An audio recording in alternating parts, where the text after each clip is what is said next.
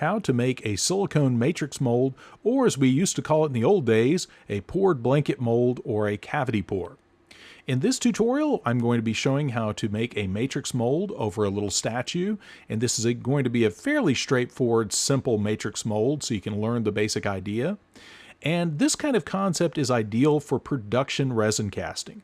Now, this is going to be a long tutorial, so definitely pause the video now, get a cold drink, and get comfortable and get ready to learn. Now, if you missed my intro video about the how and why of matrix molds, definitely go back and check that out because that's going to explain a lot of the why of this particular technique. But what we'll be doing in this video is making a one-piece seamless mold over this Venus statue that we can use to then cast multiple resin parts. And of course, we're set up for mass production so we can reproduce this mold over and over once it wears out. Now, this is how the technique works. Once we have our original pattern and we set that up on a baseboard ready for molding, and again, this Venus statue is a pretty straightforward part, and I thought that this would be ideal for demonstrating this technique. So what we do first is we're building up what will ultimately be the mold with clay. We're going to build up about 1/4 inch to 3/8 of an inch layer of clay all over our statue. And usually I wrap that up first with saran wrap to protect the original sculpture. Now, once I've coated that with clay and built the clay up exactly the way I want my mold to be later on, so basically I'm sculpting the way I want the mold to be, then I put a little pour spout on top where I'm going to pour my silicone in.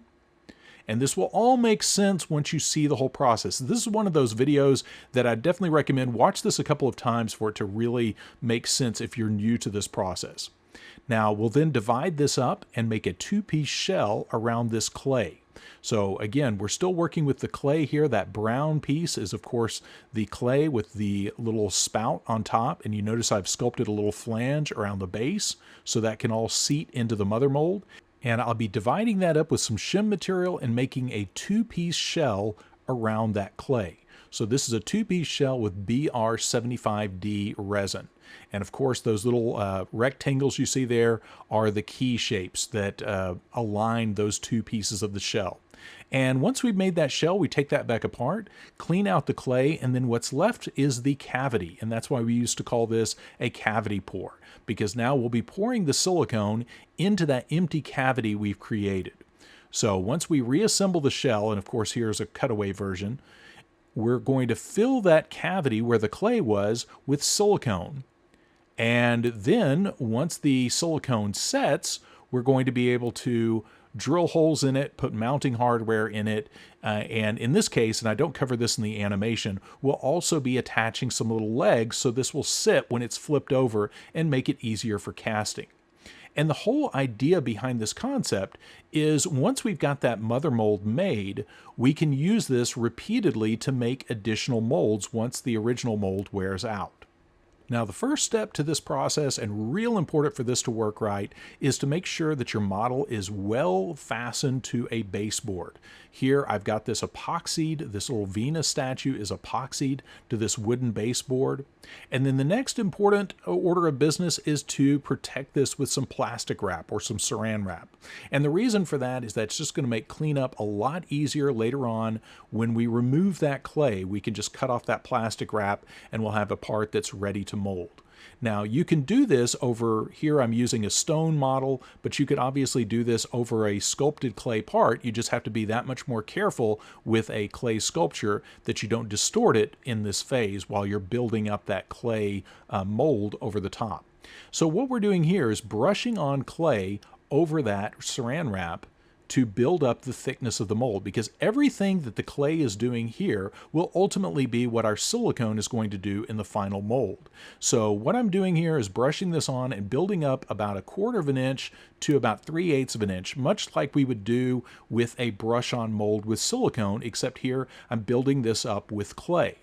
And again, the whole point of this is we're sculpting the mold everywhere we put clay, and everywhere that clay is sculpted, ultimately all of that will be substituted for silicone in the final mold.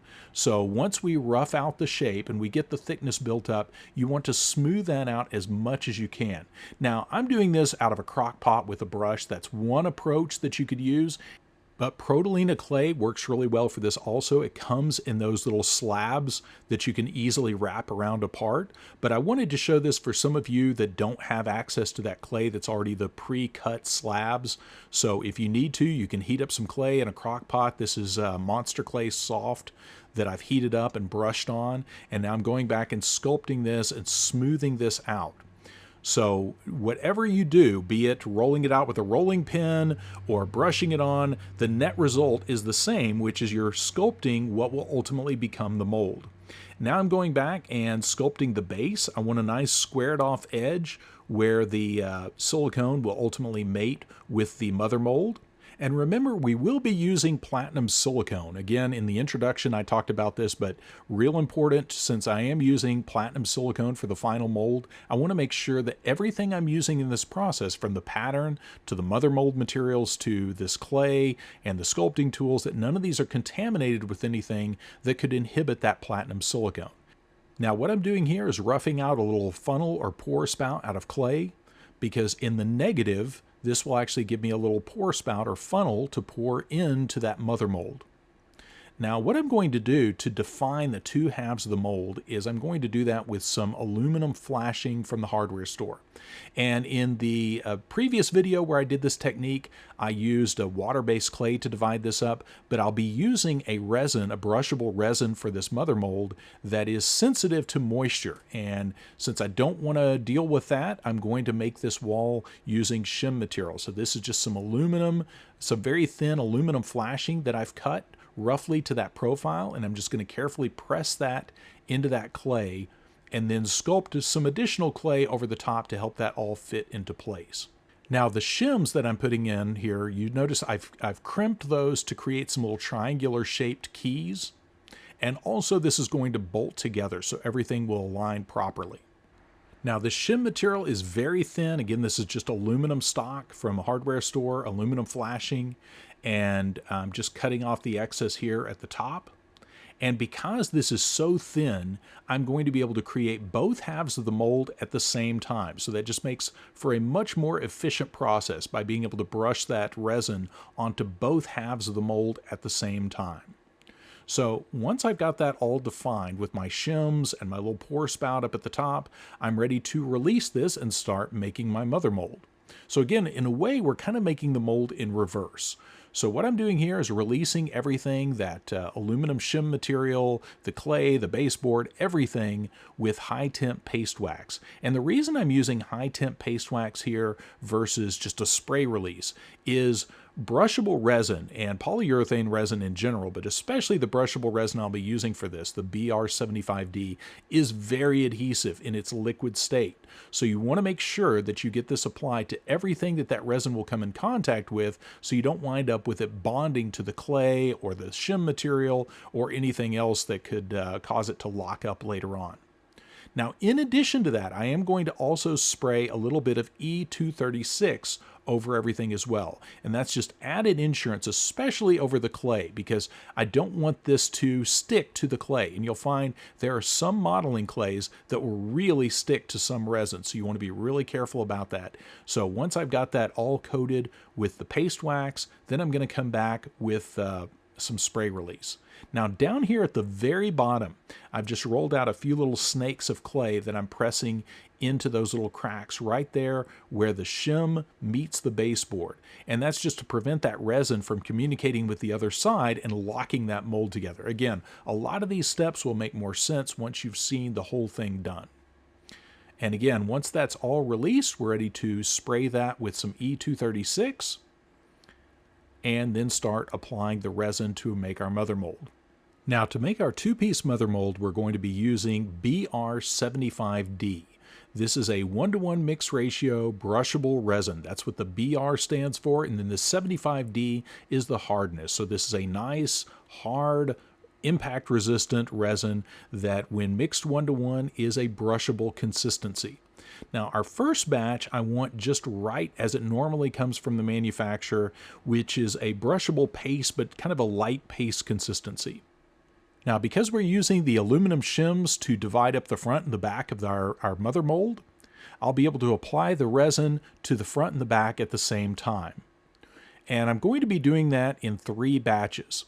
And again, this first batch, this is just BR75D, just mixed up just like it comes from the manufacturer, that kind of light paste consistency. And it's perfect for this application where we need to make sure we don't have any air bubbles or any voids on the surface of the clay, and make sure we get it around those keyways and establish that the shape of the mold. And one of the things you want to be thinking about here too is the shape of that mother mold. You'll notice I'm not going all the way out to the edge of that shim material. I want to stay well within the confines of that shim, and the reason for that is later on I made that extra wide so it'll be easy to pull out later on.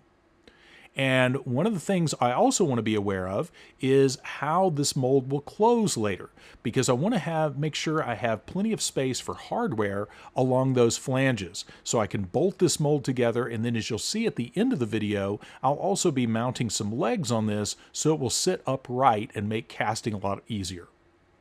Now, once I've got that applied to one side, I'm going to flip it around and put it on the other side. And that's one of the nice things about the BR75D. This does have a fairly long working time. So I have about a 7 to 8 minute working time at room temperature. So more than enough time to get that applied. And then the demold time on this is about 2 to 3 hours, again at room temperature. So you have plenty of time to apply that and get everything in without trapping air bubbles on the surface. Just remember, though, that this is a polyurethane system and it is sensitive to moisture, so I wouldn't use this material over water-based clay. In a future tutorial, we'll show some tricks for other materials that will interact well with water-based clay, but in this case, for the BR75D, you could either use that aluminum shim material like I'm doing here, or you could use an oil-based clay parting line. Now, once the first coat has been applied, we're ready to step back and let that gel to a point where we can apply the second layer. And typically, it's about 30 minutes between coats. So I'm just going to come back and tap on that with a tongue depressor. And once I can do that without it coming off on the tongue depressor, I know I'm ready to apply more material. Now, this second layer, this one, we're going to mix this up with the, of course, BR75D mixed 1-to-1. And then I'm going to be adding additional thickener to this. So again, as it comes, BR75D is kind of a light paste consistency when you mix the two parts together. But for the second batch, I want this to be a really thick frosting-like consistency. Now, if you watched my Halo video on the Halo helmet, you've already seen me do this, but I usually do one layer of BR75D with no thickener added, and then a second follow-up layer with the Fiber Thick added. And Fiber Thick is an inert thickener. This is similar to Cabasil, just a lot safer. It doesn't suspend in the air the way Cabasil or fumed silica does. So you can mix this in, and it thickens it up to a point where you have a no slump, like frosting like paste. And that's ideal for really building up the thickness we need without any of the material slumping on the mold. Now, the bucket of Fiber Thick comes with this little convenient scoop, and you just add that until it's as thick as you need it to be. Now, obviously, you don't want to add so much that it's unworkable, but you can add a few scoops at a time, stir that in, and then use the side of the bucket to check the thixotropic qualities of it and see if it's thick enough for you. Now, because of that long working time, you have more than enough time to get this properly mixed and thickened to your liking. And again, I just use the side of the mixing cup there to check and make sure it's thick enough that it's going to stay up on a vertical surface, and then start building that up. And at this point, if you've thickened it up a lot, you can apply it with a trowel or a stir stick or a wide popsicle stick or tongue depressor. And again, we're going for an overall thickness of at least 1/4 of an inch. And just remember, for this application, anything more than about 3/8 of an inch is wasted material. So you want to be careful that you don't build a mold super thick thinking that will make it stronger, because at that point you're just wasting resin and making the mold heavier than it actually needs to be.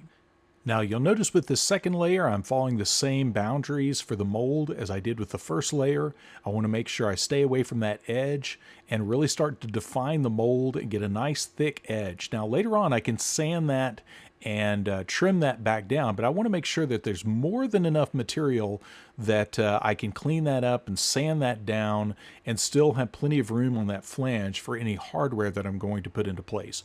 Because remember, ultimately this will have hardware running through it to fasten the front and the back halves together.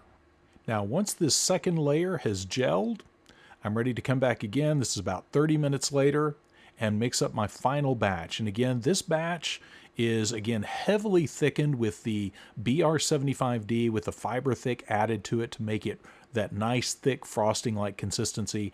And here what I'm doing is just mainly going back in and making sure I don't have any little thin spots on that shell, and really going and thickening up that flange so I can make sure there's plenty of room to sand that back later on, and plenty of room for that hardware to go through and bolt the front and the back half together.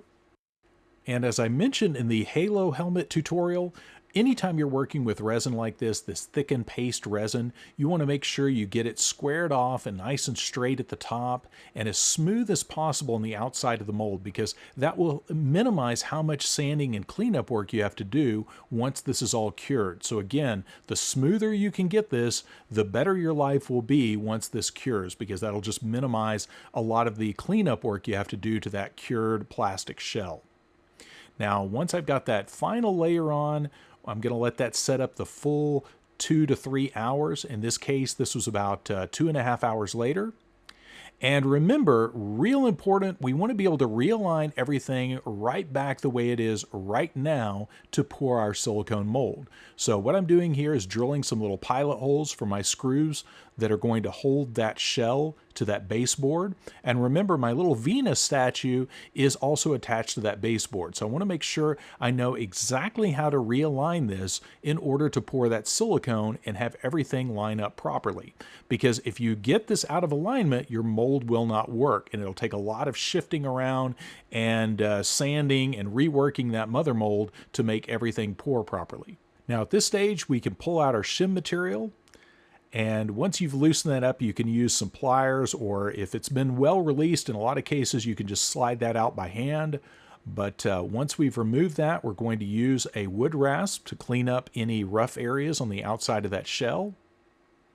And ultimately, I'll come back with a Sawzall. I'm not going to show this in the video for time's sake, but I actually use a Sawzall to clean up those sides once everything is done. And now I'm going to use a pair of flathead screwdrivers to just carefully pry off the front and the back half. This is where you want to be very careful not to disturb that pattern underneath. And now you can see where that saran wrap played a part in keeping our pattern clean and free of any of that clay sticking to it. And this just makes cleanup a lot easier, just to peel that clay off and then remove the plastic wrap. And now our master is ready for our mold.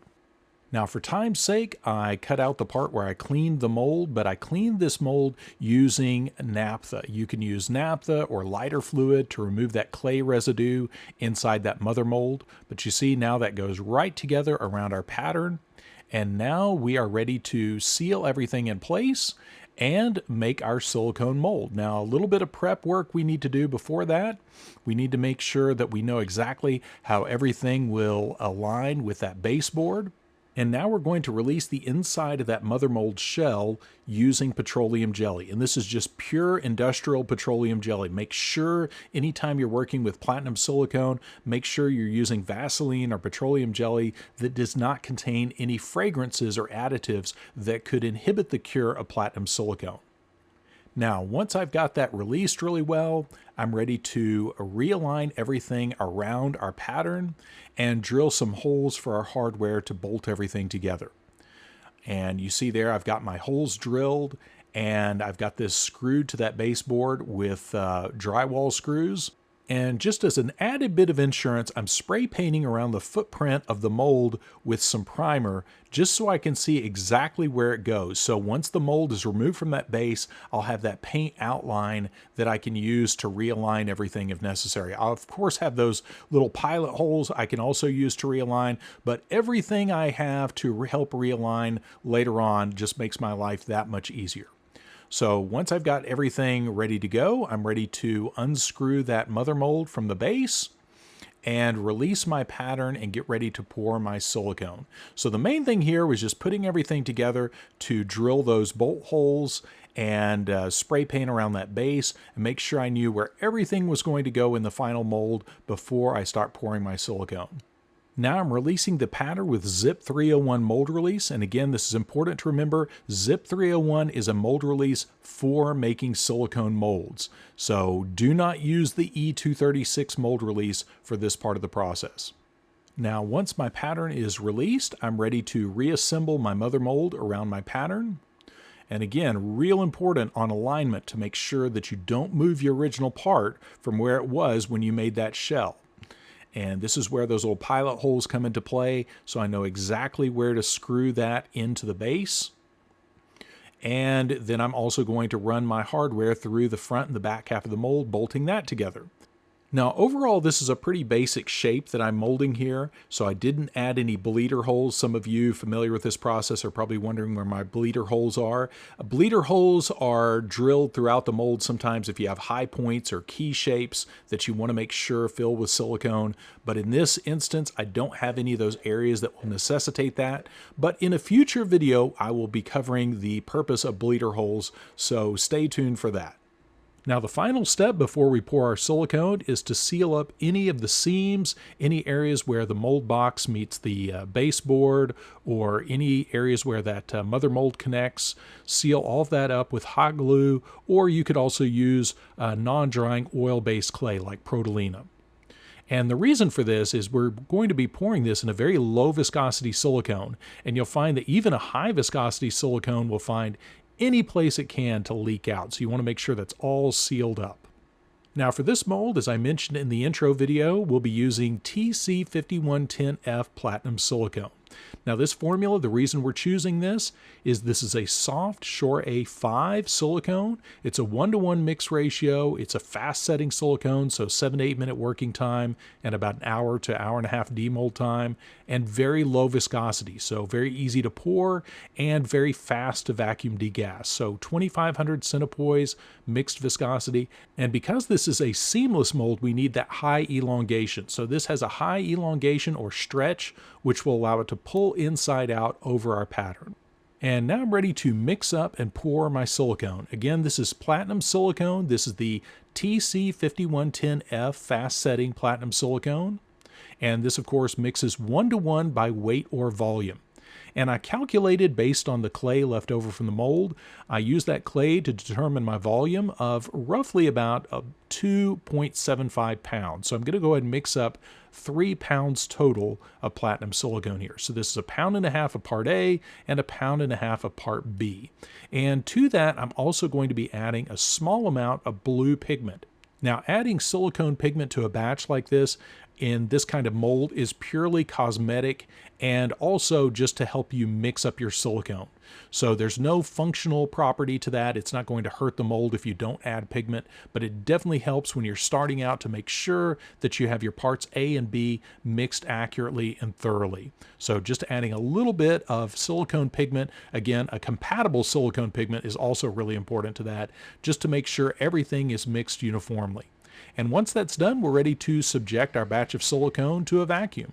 So here I'm putting this in my vacuum chamber. And once we subject this to about 29 inches of mercury, you'll see this go through a cycle of it'll rise almost like it's boiling and then collapse. And for this particular silicone, it's going to increase in volume almost double the original volume. So make sure you have a container that's large enough to accommodate that. Now, if you're new to vacuum degassing, definitely check out my video on that. I'll link to the tutorial on vacuum degassing and the importance of that at the end of this tutorial. And now ready to pour our silicone into our sealed mother mold. So here I'm just doing a steady pour and allowing this to fill up my mold, all the while checking the edges for any potential leaks. Because again, even when this is sealed really well, silicone has an amazing ability to find any place it can to seep out of your mother mold. So keep an eye on all those little places.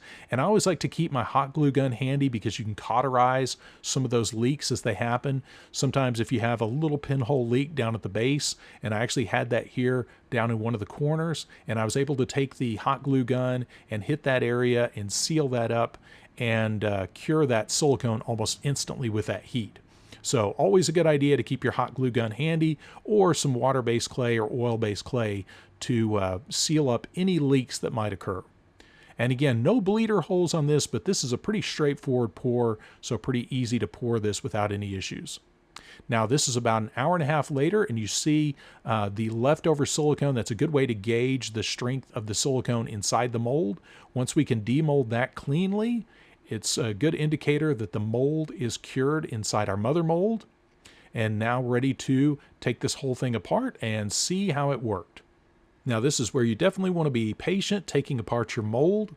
And just remember, anytime you're working with platinum silicones, you always want to be working in a room temperature environment of 70 to 75 degrees. And remember, colder temperatures will slow down the set of the silicone, whereas warm temperature will speed it up. So be aware of that. If you're working in a hot Texas workshop, like I usually am in the summertime, that will drastically speed up all of your materials, especially platinum silicones. Now that we've removed that first side, we're ready to carefully remove the second side. And ideally, when we're doing this, we want to make sure that we do so in a way that keeps that pattern on the baseboard. Now for this part, I did have to remove the pattern from the baseboard in order to peel the mold off of it, but I have some indicators on that board so I know where to put it back so everything will line up again later on. And what I'm doing here is just trimming off some of the flashing where that silicone got between the two halves of the mother mold, and trimming that away with a scalpel. And now one last step before we demold, I'm going to dust this with baby powder. And the reason for this, you might have seen this on some previous molds I've done where we're going to be pulling this inside out. The baby powder will help it do that without grabbing on itself. So that just makes it a lot easier to turn inside out. And especially on this first demold, this is usually the first one's the trickiest. And that's when you're learning the mold, and that's when I put my lovely wife to work here helping me demold this mold off the original. And now our pattern is ready to be remolded. We can mount that back on the baseboard and have that ready to go once this mold wears out. And we're ready to turn this mold the right way again and get it ready for casting.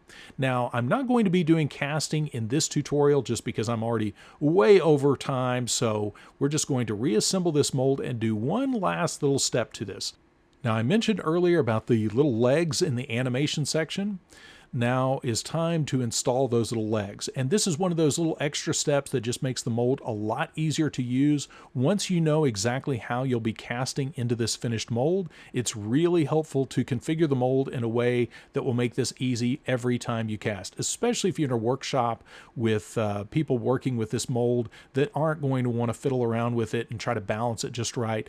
Build some legs on that mold and make it easier to use. So what I'm doing here is I've used some wood screws to anchor a couple of pieces of wood to my baseboard to hold everything in place while I'm putting the plastic on it. And this is just some BR75D that I've mixed up with some fiber thick in it, so it's extra thick. And I'm spackling that onto that mother mold to join those little wooden legs to the mother mold. And what that does, it makes it kind of like a little three-legged stool so everything can sit upright, and just makes my casting that much easier later on. So one of those added little steps that can make your life a lot easier, especially if you're working in a shop with a lot of different people using the mold. You want to make that mold as user-friendly as possible. So now my hardware is installed, my little legs are installed, and our mold is ready for casting. Now, as usual, I'll put all of the links to the materials I used in the video description, so be sure to check those out. And also on the end screen, I'll put some other resources for you. Those of you new to vacuum degassing or working with platinum silicones, there's a couple of tutorials on the end screen that will definitely help you out. So check those out. And of course, stay tuned for the follow-up casting videos. I'm going to do a couple of different types of casting out of this mold. So I think you might all appreciate that. Those videos will be posted soon enough. As always, if you haven't already, be sure to comment for the algorithm, and of course, like and subscribe if you haven't already. And as always, thanks for watching and thanks for supporting the channel.